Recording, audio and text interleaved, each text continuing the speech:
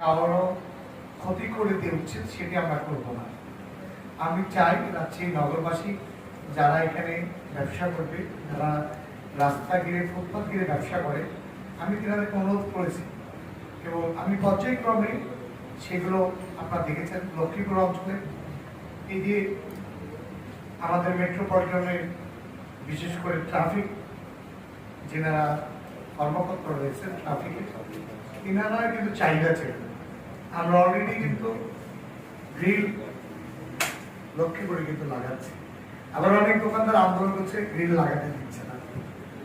আসলে দেখুন, নাগরিকদের সাথে তো এখানে মানে আমরা সাংঘর্ষিক হওয়ার জন্য আমরা কাজ করছি না, নাগরিকদের সুবিধার জন্য করছি।